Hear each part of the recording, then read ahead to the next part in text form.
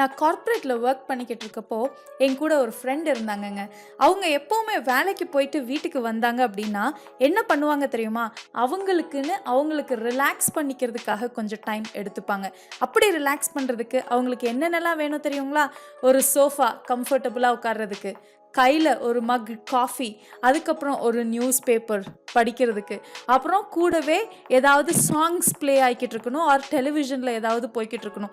இது எல்லாம் இருந்து அப்படியே ரிலாக்ஸ்டா கொஞ்ச நேரம் உட்காந்துட்டு அதுக்கப்புறம் தான் அவங்களோட ரொட்டீனை ஸ்டார்ட் பண்ணுவாங்க. ஸோ இந்த மாதிரி நம்ம எல்லாருக்குமே ஒரு ஒரு வகையான ரிலாக்ஸேஷன் கண்டிப்பாக தேவைப்படுது இல்லைங்களா? ஆனால் நான் உங்களுக்கு ஒரு சீக்ரெட் சொல்லட்டுங்களா? இது வரைக்கும் நம்ம பார்த்த எல்லா விஷயமுமே ஜென்ரிக் இன்ஃபர்மேஷன். ஆனால் இப்போ நம்ம பார்க்கக்கூடிய இன்ஃபர்மேஷன் என்னன்னு பார்த்தீங்க அப்படின்னா கோர் இன்ஃபர்மேஷனுங்க. நமக்கு எந்த ப்ராப்ளம் உடலில் இருந்தாலும் கூட நமக்கு ரிலாக்ஸேஷன் அப்படிங்கிற ஒரு டெக்னிக் உடலில் இருக்கிற ப்ராப்ளம்ஸுக்கும் சரி, மனசில் இருக்கிற ப்ராப்ளம்ஸுக்கும் சரி, சொல்யூஷனாக தெரப்பட்டிக்காக அப்ரோச் பண்ணுறதுக்கு ரொம்ப உதவிகரமாக இருக்குங்க. எங்களோட தெரப்பீஸில் நாங்கள் கையாளுற ஒரு டீப் ரிலாக்ஸேஷன் மெத்தடு தான் நிறைய பிரச்சனைகளுக்கு உண்மையாகவே சொல்யூஷனாக இருந்திருக்கு. அப்போது ரிலாக்ஸேஷன் எவ்வளோ முக்கியம் அப்படிங்கிறது நம்ம எல்லாத்துக்கும் நல்லாவே தெரியும். இந்த மாதிரி காஃபி குடிச்சுக்கிட்டு சோஃபாவில் ரிலாக்ஸ்டாக உட்காந்துக்கிட்டு டிவி பார்த்துட்டு மியூசிக் கேட்டுக்கிட்டு இருக்கிறது உண்மையான ரிலாக்ஸேஷன் இல்லை. அது சென்சரி டைவர்ஷன் அப்படின்னு சொல்லுவாங்கங்க. அதே மாதிரி தூங்குறப்ப கூட நிறைய கனவுகள் வருது.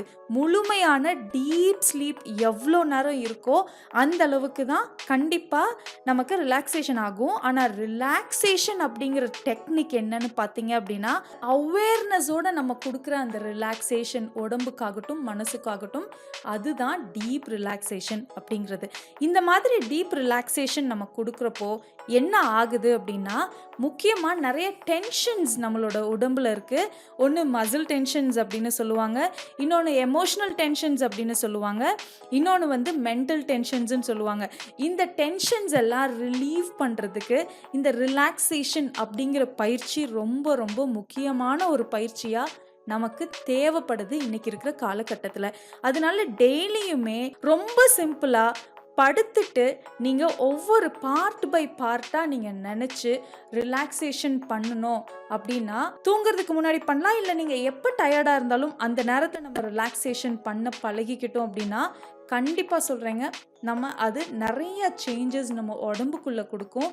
நம்ம உடம்பு மேலே நமக்கு நிறைய அவேர்னஸ் க்ரியேட் பண்ணும். கண்டிப்பாக அது ரொம்ப எனர்ஜெட்டிக்காக இருக்கும்.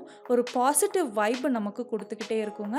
தெரப்பட்டிக்காக இது ரொம்ப எஃபெக்டிவாக ஒர்க் ஆகும். நீங்கள் ட்ரை பண்ணி பாருங்களேன், உங்களுக்கே தெரியும். நன்றி.